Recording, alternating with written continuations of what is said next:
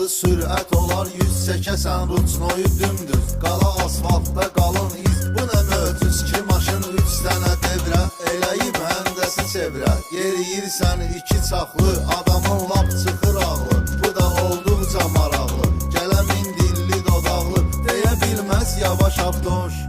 Yolda birim can güdürəm mən, maşını oradan südürəm mən. Bunu görsə də qayı məni saxlamır dayı. Çünki mənəm mən qaqaş avtoş. Çünki mənəm mən qaqaş avtoş.